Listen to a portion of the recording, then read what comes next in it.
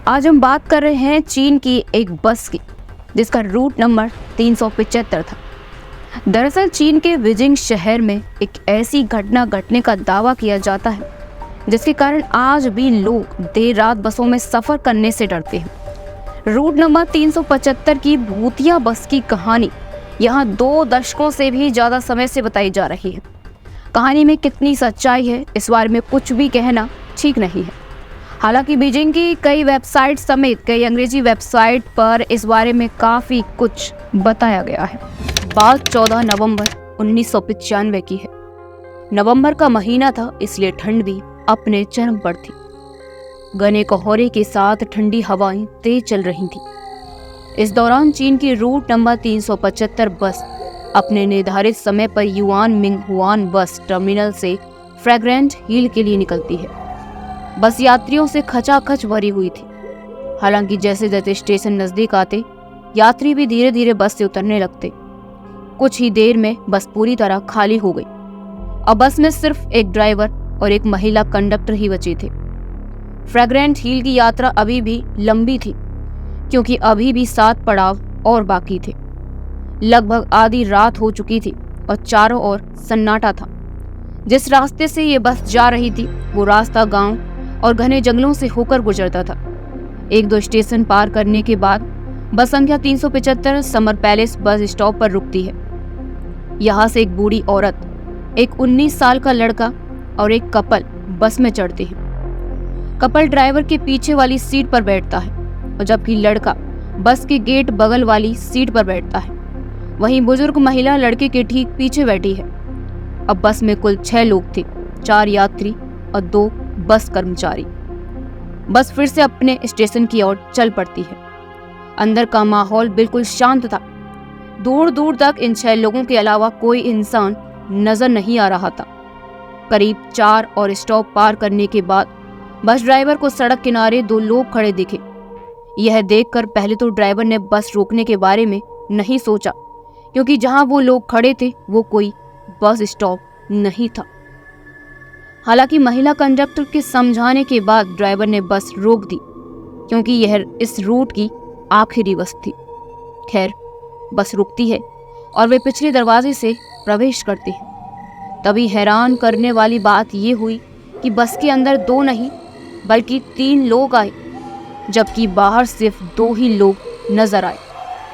उनमें से 2 के चेहरे बिल्कुल सफेद थे, आम लोगों से भी ज्यादा सफेद, और तीसरे को उसने अपने कंधों के सहारे खड़ा कर रखा था।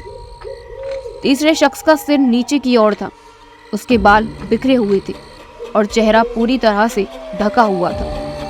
तीनों लोगों ने प्राचीन चीनी कपड़े पहने हुए थे।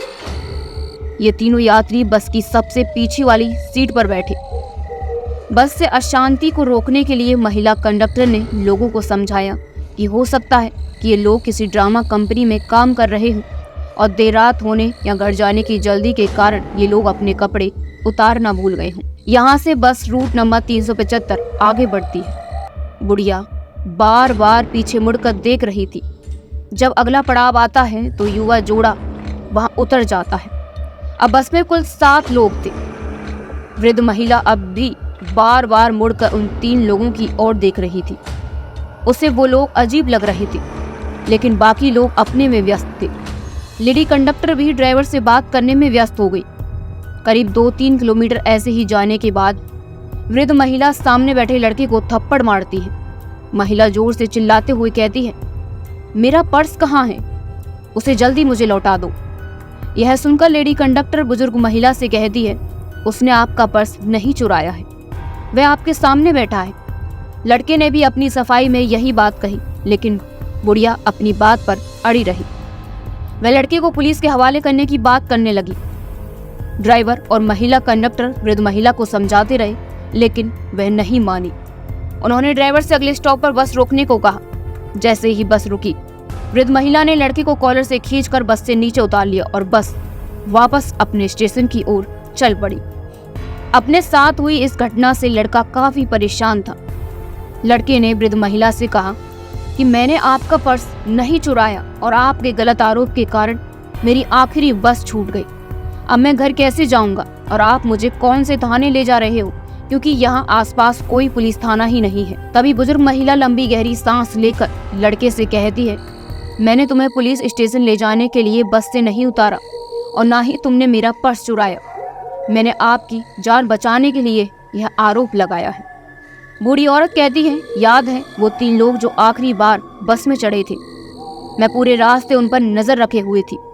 मुझे शुरू से ही वो लोग अजीब लग रहे थे। रास्ते के दौरान जब मैंने उनकी तरफ देखा तो दंग रह गई। तेज हवा चलने के कारण उनके कपड़े उड़े थे और तभी मैंने देखा कि उनके पैर ही नहीं है। मुझे अपनी आंखों पर विश्वास नहीं हुआ। ऐसा लगा जैसे मैंने कोई सपना देखा हो। मैं लगातार उन पर नजर रखे हुए थी। तभी तीसरा व्यक्ति जो उन दोनों के कंधे पर था, उसका चेहरा मुझे दिखा। यह देखकर मैं समझ गई थी कि वह कोई इंसान नहीं है। मुझे जितना जल्दी हो सके उस बस से उतरना था और तुम्हारी भी जान बचानी थी। इसलिए मैंने अपने पर्स चोरी होने का इल्ज़ाम तुम्हारे ऊपर लगाया, जिससे कि उन लोगों को कोई शक ना हो और हम दोनों सही सलामत उस बस से नीचे उतर जाएं।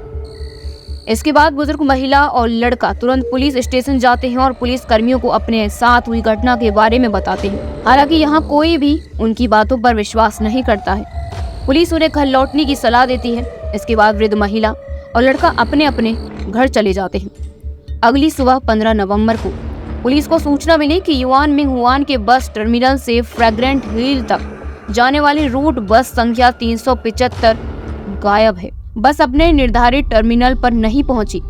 इसके बाद बिना किसी देरी के बुजुर्ग महिला और लड़के को थाने बुलाया गया। यहाँ उनकी बातें रिकॉर्ड की गईं। देखते ही देखते पूरे चीन के बीजिंग में यह खबर आग की तरह फैल गई कि रूट नंबर 375 की बस गायब है। पुलिस की काफी मशक्कत और छानबीन करने के बाद भी बस नंबर 375 की कोई जानकारी नहीं मिल रही थी। यहाँ तक कि पुलिस ने सारे सीसीटीवी कैमरे खंगाले, मगर कहीं भी उस बस का नामो निशान नहीं था। 16 नवंबर को पुलिस को सूचना मिलती है कि एक बस नदी में गिरी हुई है। पुलिस मौके पर जाती है और उस बस को नदी से बाहर निकालती है। पुलिस यह देख चौंक जाती है क्योंकि जो बस नदी में गिरी हुई थी वह बस नंबर 375 थी। यह बस फ्रैग्रेंट हिल से करीब 100 किलोमीटर दूर एक नदी में मिली। पुलिस क्रेन की मदद से उस बस को नदी से बाहर निकालती है। बस के अंदर कुल 2 मरे हुए लोगों की लाश थी, जिनमें एक ड्राइवर और एक महिला कंडक्टर शामिल थी। चौंकाने वाली बात यह भी थी कि उन दोनों की लाशें, कंडक्टर और ड्राइवर, बिल्कुल ठीक थी, लेकिन बाकी की 3 लाशें पूरी तरह सड़ चुकी थी। उन लाशों से बहुत बदबू आ रही थी। अभी तो और भी बहुत सारी चीजें चौंकाने वाली थी। डिपो से संपर्क करने पर बताया गया कि बस में इतना फ्यूल नहीं था कि वह 100 किलोमीटर आगे तक जा सकती थी। जब पुलिस वालों ने बस के फ्यूल टैंक को खोलकर देखा तो फ्यूल टैंक ताजे खून से भरे हुए थे। रूट में जितने भी सीसीटीवी लगे हुए थे उनमें से एक भी सीसीटीवी में वो बस कैद नहीं हुई। यह घटना 1995 की सबसे बड़ी घटना थी और इस घटना को ग्लोबल टाइम्स के अखबार ने अपने चैनल पर दिखाया था। बाल बाल बचे वृद्ध महिला और उस लड़के को लोग भाग्यशाली समझने लगे। लेकिन सवाल आज भी यही है कि आखिर कौन थे वो 3 लोग? क्या वो सच में इंसान नहीं थे? ये अभी भी एक रहस्य बना हुआ है। तो फिलहाल के लिए इस वीडियो में इतना ही। अगर वीडियो पसंद आया तो वीडियो को लाइक करें और चैनल को सब्सक्राइब करें। साथ ही देखते रहें स्पाइस न्यूज़ भारत।